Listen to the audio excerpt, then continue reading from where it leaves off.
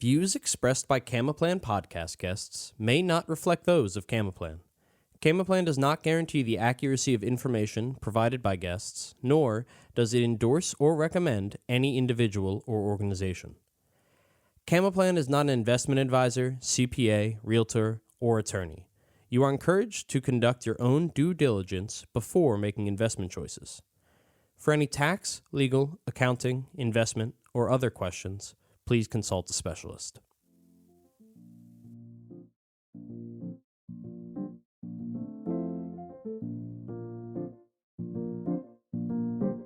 Hi, I'm Michael Duncan, and welcome back to The Road to Financial Freedom. This podcast is brought to you by Camaplan, a self-directed IRA administrator focused on educating investors on how to grow retirement savings faster through alternative investments. In each episode, we're going to take an in-depth look at the many roads taken to financial freedom and how they differ for each of our guests. Our goal is to help the listeners learn how they can achieve their own financial freedom through the experience and stories of experts that have done just that. Today's guest is an expert in consulting across multiple industries in areas of business development, marketing, and client retention. He has extensive experience in leading high-performance teams and selling complex, enterprise-level solutions, and has developed exceptional ability to identify additional streams of revenue, cultivate innovative thinking, and identify new business opportunities. I'm very excited to welcome Solomon Thomas to the show. Solomon, how are you doing today? Excellent, Michael. Thank you very much for the introduction. Of course. And, a little behind the scenes, we've had to reschedule this a couple times due to both of our busy schedules, but I'm so glad to finally have you on the show. We've spoken quite a few times on the phone, and I'm excited for the conversation that we're going to have. Same here. Glad to finally be here with you. So I would love to just take it back to the beginning, start at the beginning.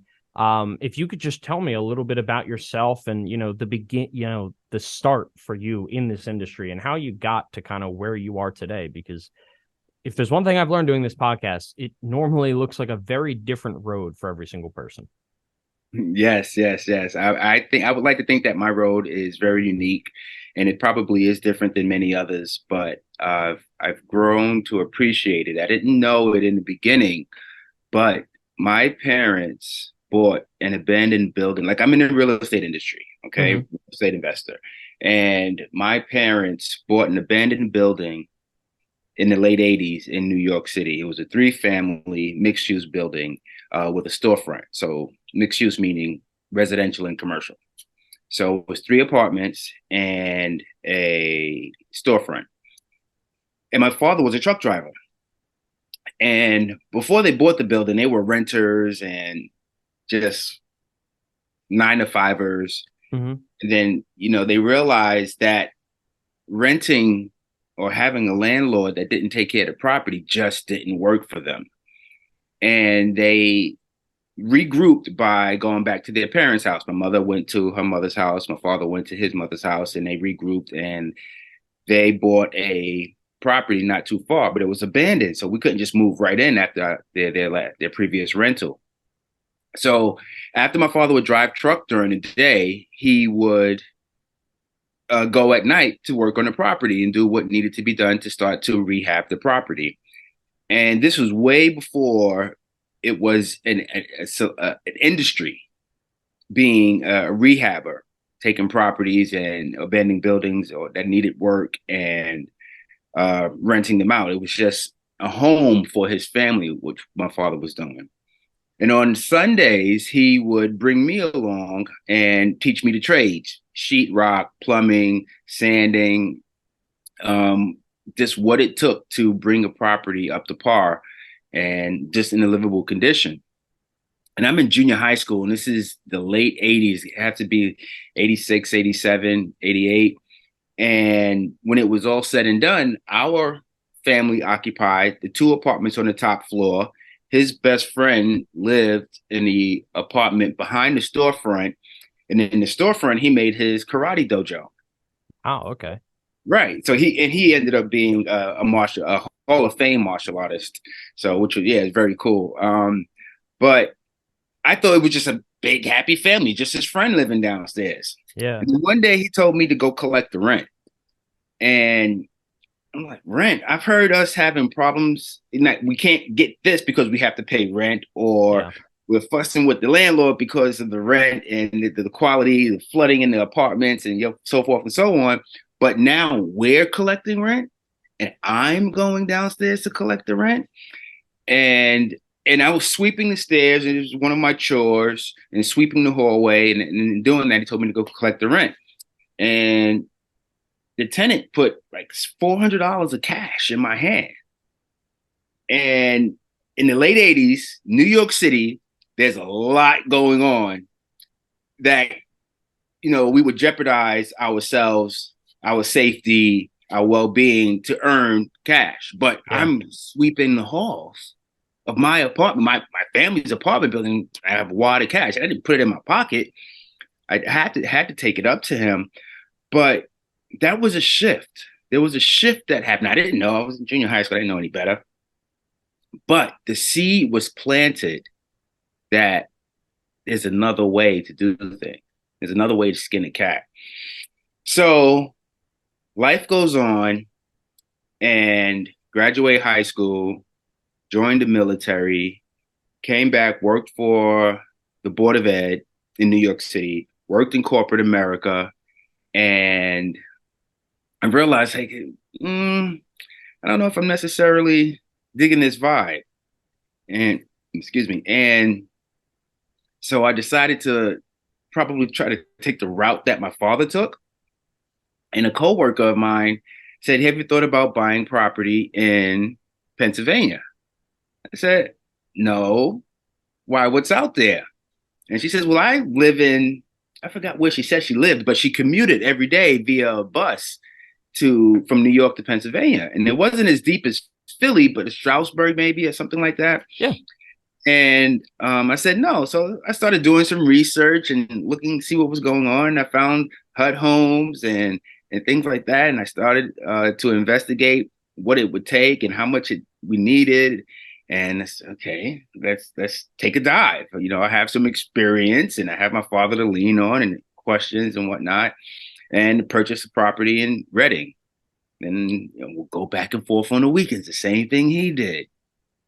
And work on the property and work on the property and work on the property, and eventually put a tenant in that property. Oh, let me back up. Before we put the tenant in, I said, "Oh wow, this is great." And I saw another opportunity in Lancaster, and we bought another property in Lancaster. And then 9/11 happened. Wow. And New York, right? So New York was, intense at that time. So it was like, Yeah. okay, wait a minute, what are we going to do, honey? And we said, well, we have two houses to choose from in Pennsylvania. Which one do you want to live in? And we chose Lancaster. And we rented out the one in PA, occupied the one in Lancaster. And my neighbor introduced me to his neighbor, which is a young guy named Dave, same age as me, same family makeup, dynamics, and everything. So he and I hit it off, and we partnered, and we bought another property. And then I started to, dive deeper into the real estate industry, and I became a leasing agent. I became a property manager, and then, started to really, get my footing in the industry, to seeing where I wanted to be and how it was, how it fit my lifestyle, my goals, my aspirations. And, things started to take off a little. We relocated back to New York, and then I became a mortgage loan officer, and eventually got my real estate license to be an agent. And also found a mentor who introduced me into the world of Wall Street, and how I can take my skill set in the industry and amplify it and have a greater reach and greater impact on my goals and society at large. And here we are, birthed to the real estate acquisition fund. Wow. So it is safe to say that you started with the most basic form of what you're doing, which is pretty cool. I mean, your family owned this place and you're sweeping the halls and collecting rent. Basically, yeah. It's very interesting. And they say often, sometimes, like, you asked, what is my story? And I didn't know it was a story. It was just my life. Yep. It was me finding my way, me having a deep passion for real estate and for Also service. Outside of the military, like, we grew up practicing Judaism. Hmm. So we didn't work on the property on Friday nights and Saturdays. It was Sunday we worked on it. Yeah. So in that faith, there was a lot of service. So, i.e., sweeping the stairs. I'm serving Yeah. my family. But once again, I didn't know that. It But was just service, ingrained in you. it was just ingrained in me. And that was, it's beautiful to look back on. And also, and I didn't think the conversation would go this way, but it's also so very poignant for me in my life to find my compass or my true north, which is service, which is service. I like that. And I think that speaks a little bit to the real estate fund as a whole. Could you tell me just a bit about what that is, kind of how you got into that realm as opposed to being more of a landlord, to a couple properties that you're slowly fixing and flipping almost? Excellent question. Great segue. Thank you very much. So, being an investor myself and having to deal with tenants and their upkeep of the property because they're in the space, they're in the Yeah. apartment. And then as a property manager, I would run into so many different scenarios and so many different situations that one, honestly, I just didn't feel comfortable working in the residential aspect of real estate, whether it's blatantly destroying tenants, destroying properties, and how they handle the interior, whether it's the plumbing and throwing anything in the toilet, and or wrecking the inside of the apartments. Or when we did the apartment turnover, there was so much work that needed to be done, and or there's a story of when I was a property manager of a large apartment complex. I'm gonna try to keep it as vague as possible. And tenants were running restaurants Hmm. outside of their apartment. So Sounds like that sounds like something I'd see in like a sitcom. you may have, but it was real life. So we'll leave here. We'll go out to the car, and the flyer is of a restaurant. And we would see the name of the restaurant, and we know we've passed the restaurant. Yeah. The telephone number, ring to somebody's apartment. Hmm. Interesting.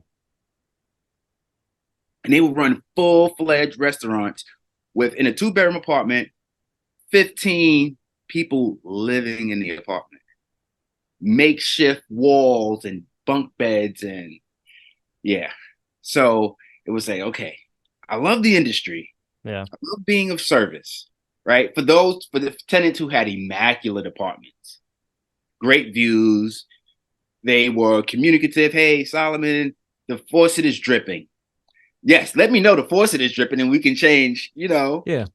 the fixture. Or the toilet is running and we can change the float. We can do those things. I love it for that aspect of it, the service. So I said, okay, I don't want to leave the industry. So what do I do? So I started to dive deeper. Um, and I realized, and I've heard the question, what it would be like to own a property or own a 7-Eleven, a Dunkin' Donuts, a Dollar General, a Wawa, a Sheetz, a Turkey Hill, you know. And in doing the research, all of those businesses are not franchised. Yeah. However, majority, if not all of those businesses rent. So you found your niche. I found my niche. Instead of owning those businesses, own the property where those businesses are and where they rent.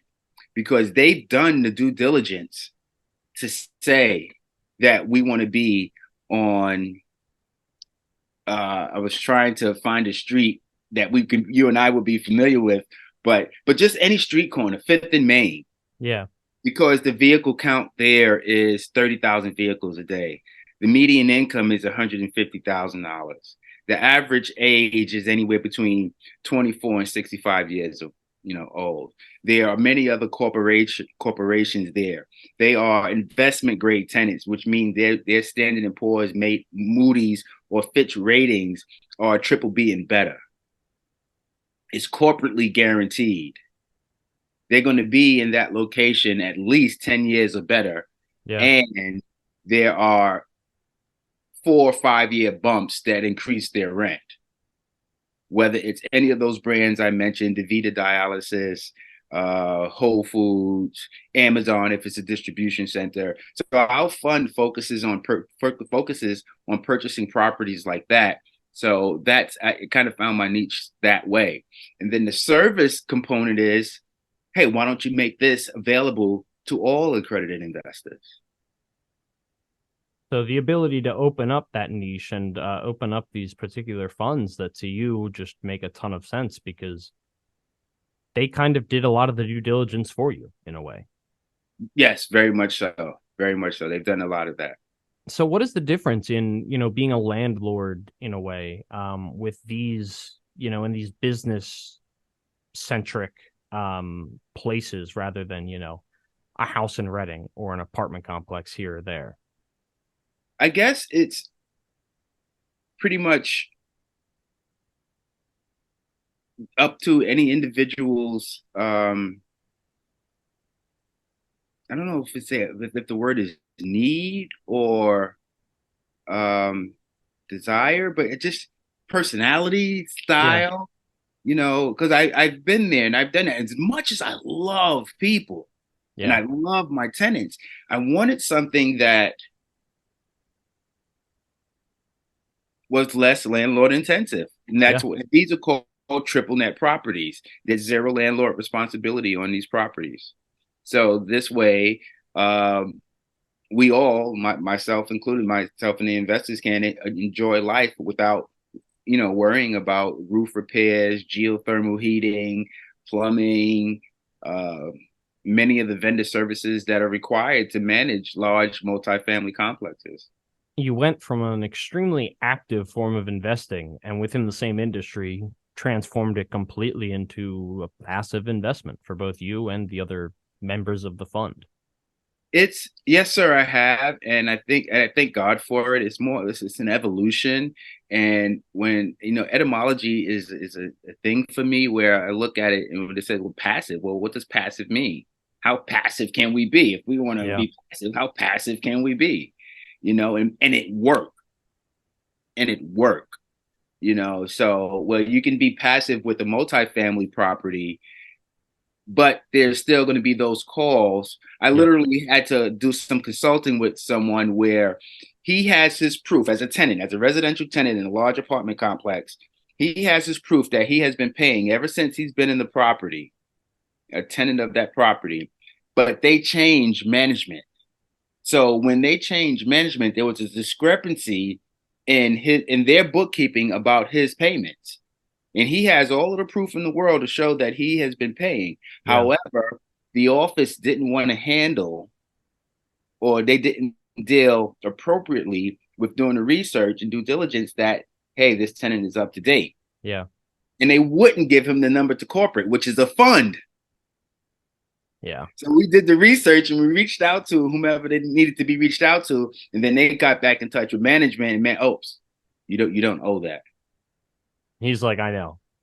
I'm well aware. Exactly. Yeah. So one way or another, there's still a responsibility as a fund manager on the day-to-day hands-on of multifamily complex, whereas in the single tenant, specifically in the single tenant triple net property, is corporately guaranteed, and their rent payment and the leases are set up to say that they're going to pay every month or every quarter, and you're dealing with one DM, district manager, and that's automated. Yeah. And then also, oh, go ahead. You want to say something? Oh, no. Keep going. Keep going. They're triple B rated, so they have longevity in saying that they are QSR. They're a quick service retail restaurant. 7-Eleven is 7-Eleven, and we've been doing what 7-Eleven has been doing for years. Yeah. So across the financial sectors, they have rated them triple B. And 7-Eleven is just an example. So, what was the transition like going from that active form of real estate landlording, more or less, to something where it is much less active and it's much more passive? What was the transition like, and how did you have to change your mindset as you were going and changing basically what you were doing on a daily basis? That's a very interesting question. No one has ever asked, especially from the mindset point of view. Well, it's a lot more reading. I bet. It's a lot more reading. And because with the private placement memorandum, the offering circular, the subscription agreement, there's a lot of reading and wanting to ensure that all the I's are dotted and T's are crossed and that all parties are serviced as best as possible, whether it's the administrator or the manager, managing member, and or the investors. And then reading over a lot of the leases for the properties that we are looking to acquire, whether it's it's a triple net, double net, or single net. It may be shown on the OM or the offering memorandum as such, but when you read through the leases, you realize that sometimes the landlord may be responsible for just the exterior or even the roof. And, so in order to make sure that we are all serviced the best way possible, we have to do a lot of reading and mindset. That is so interesting because I thank God for my mentor who has recently passed. Back in February, but it was instrumental in having him a part of my life because although I had background in real estate, when I was introduced into Wall Street and what the possibilities are about raising capital and working with accredited and or institutional investors, and you may have heard this throughout our conversation, there's a theme that that may be showing about developing myself, whether Yeah. I talk about etymology or I talk about service, more internal aspects of it. So I was looking at possibly developing something that can be shown to the masses on how to access different materials, books, webinars, series on how to develop, you know, from the internal to the external to create the lives that we want. He says, that's great. That's great. But, I was partnering with my mother because Mm-hmm. she's an author. She's a PhD. She has several books. And, we were going to partner the businesses to go. And she writes, let her write and let her work her business and you concentrate on real estate because I said at the end of it all, I would love to own this. So just Yeah. concentrate on real estate. So, and given that that's my passion, I had to, interestingly enough, I'm moving my hands in sort of a meditative position, but I had to sit back and relax and I guess let it come to me. I I mean, I had would to, assume that's a massive difference. I mean, because when you're the landlord of a house, you have to be involved on such a day-to-day basis and such a minutia basis of, the sink is leaking. Whereas with what you're doing now, that's the last thing you're probably worrying about because it's not your responsibility. exactly. And it was also a big shift in who I associated with. A lot of people, even to this day, maybe are just not as familiar with single tenant or triple net. They understand what a single tenant. They'll drive by and see a Carvel, Yeah. or they'll see a gas station, but they wouldn't understand that it's triple net and that the tenant is responsible for it all, or that the tenant has done the due diligence to say that we want to be at this location, or to even see a street and think about how many vehicles pass per day. And they'll roll over the strip counter. I don't Yeah. know if you've ever, right? The Yeah. strip counter, right. But why is it there? So I mean, like even all of that, like my mind really had to start looking at locations. And we talked about Lancaster and how you Hmm. went to school in Millersville University and how the city of Lancaster changed and it grew. and it's more vibrant, It is. right, than before. So, and that was when I was in that area, was during 9/11. So it's probably 2000, 2000. And it's much different now. Yeah. But looking at trends and development opportunity, urban city planning, there's a lot of reading involved, but the mindset definitely had to shift to downshift. I know how to drive a manual car, so I had to downshift Yeah. and allow the car to coast and the vehicle of my life to coast. Yeah. It's just it's fascinating to me because, when you started your story and you were talking about doing the little things, that's more of where I expected the story to end, but it's just you're in a vastly different area. While it's still real estate, and I can see you still have a passion for it. It is vastly different than what you're doing on a day-to-day basis. It is a completely different type of service. It's still service, but it's not the one-on-one interactions that you're having with tenants. It's just it's different things you have to look at when you're looking at these properties. You're exactly what you said. You're looking at the strip county. You're seeing how many cars are passing by. You're looking at the urban development of an area and trying to figure out if it's on the way up, on the way down, what makes sense to, buy there because maybe a business would be interested in it and you can get it for a cheaper price or, whatever. Yeah, absolutely right. It's such an interesting journey, and I would hear and a lot of reading as far as business professionals, Steve Jobs, um, mm, oh boy, there's so many. I see their faces and the names are on the tip of my tongue. I'm better with faces and names too, so I can completely Okay, understand. okay, but a lot of reading of historians, and they're historians to me because they've written their story. They've told their story and their journey. And to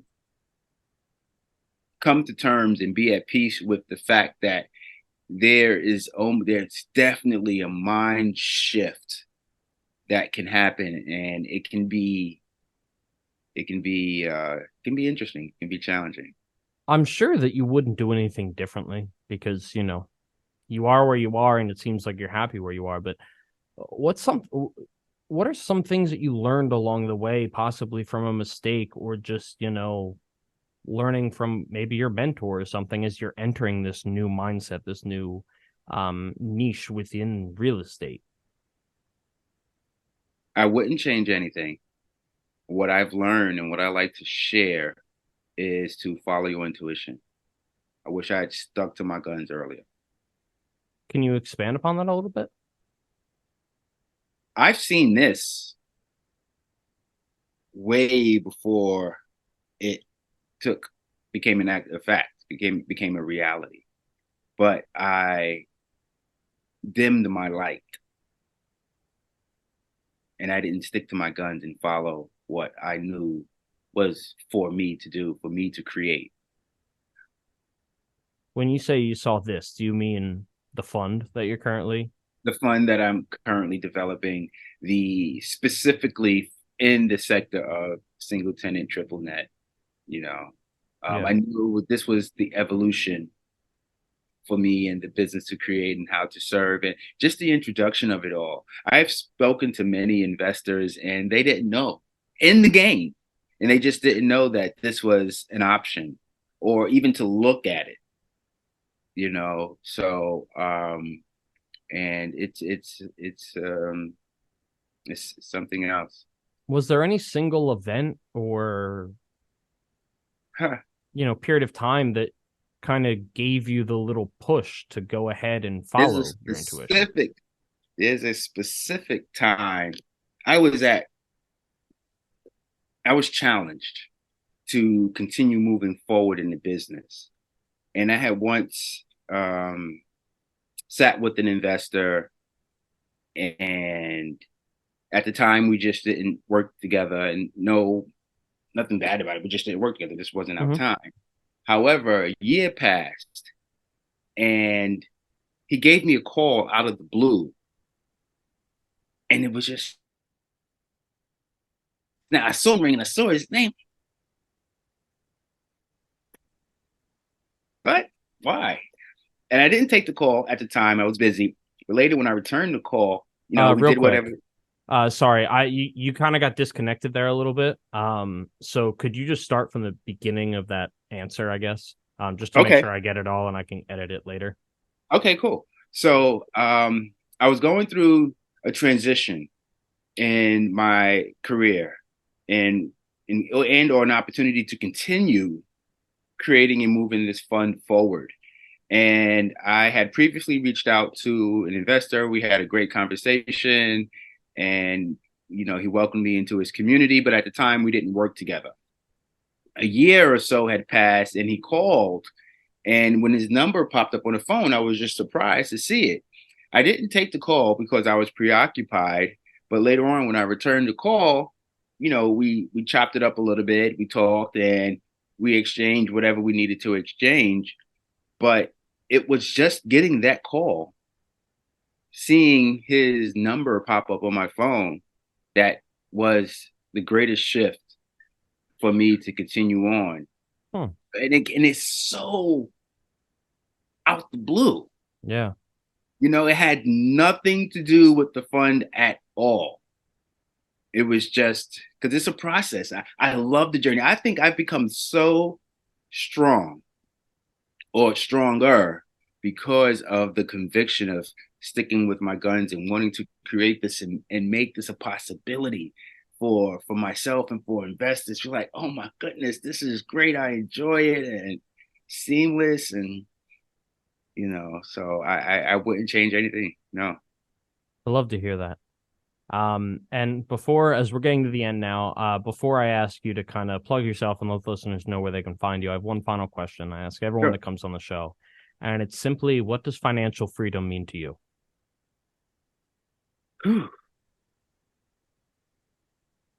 That was a sigh of relief and joy because what it means is that we can use our income, our reserves to create more, to create foot soldiers. There's a book called The Richest Man in Babylon, and it talked about how what we earn, we send out to create and earn more. And I think that's that's part of what financial freedom means, is the ability or the acumen to take what we have and send it out to go make more so we can, one, primarily be with family. Yeah. And that's the greatest joy, is to be with family and friends, like-minded people, to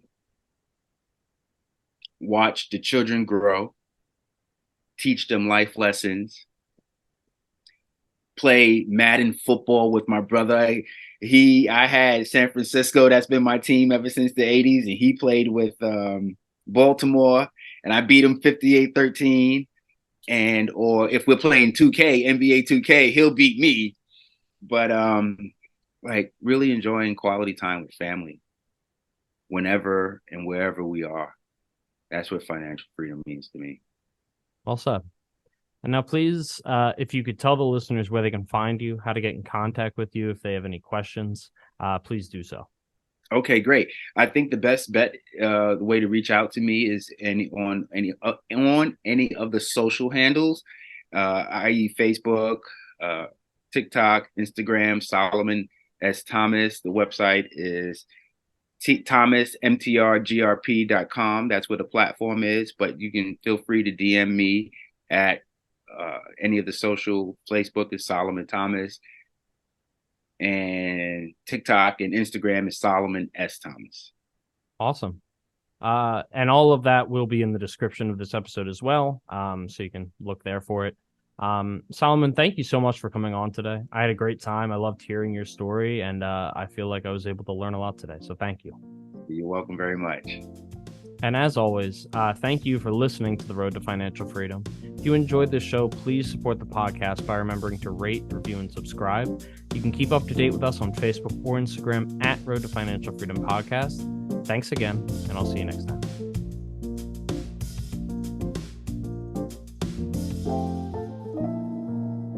If you like what you're hearing on The Road to Financial Freedom and want to learn more about self-directed IRAs and 401ks, click the link in the description to download a free toolkit with everything you need to get started.